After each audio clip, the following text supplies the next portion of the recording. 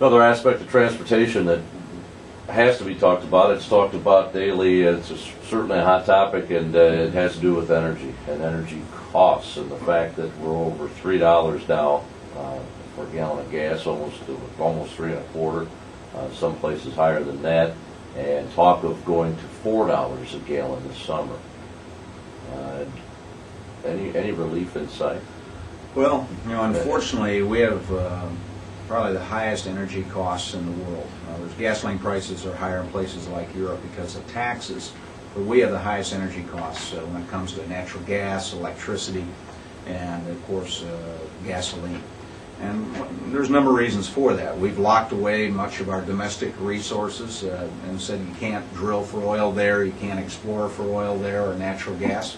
So as a result of that, we're now extremely dependent on foreign sources of energy. Almost 2/3 of the oil that we consume in America comes from somewhere else, places like Venezuela and the Middle East, places that are unstable politically and have political elements that don't necessarily like the values of the United States. So we've made ourselves vulnerable, and because of that, fuel prices are higher. We have made some progress. Unfortunately, it's not being felt yet in the pocketbook of consumers, but 2005 we passed the energy bill. I've always been an advocate of replacing imported oil with homegrown biofuels like ethanol and biodiesel made from Illinois corn, Illinois soybeans.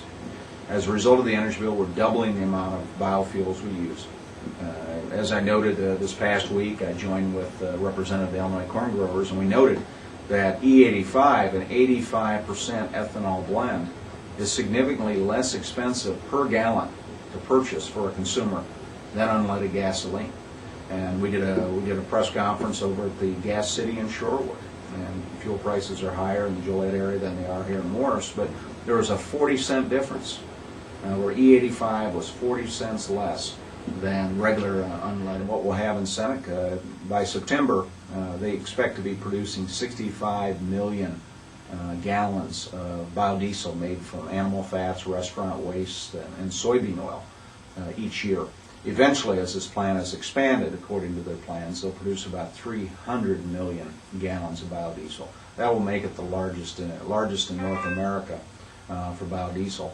Also, I would mention that Stepan has been producing over the last several years biodiesel, and as a result of the energy bill, they're doubling their production. So we're creating this market. We need to do a lot more. Of course, I'm an advocate for 25 by 25, which means by the year 2025 that 5% of all the energy in America come from non-oil, non-fossil fuel sources, such as ethanol and biodiesel, such as wind, such as solar. This summer, I expect in the Ways and Means Committee, we're going to be working on another package of legislation to build on the successes so far of the 2005 energy bill. We want to extend those provisions. We want to expand them.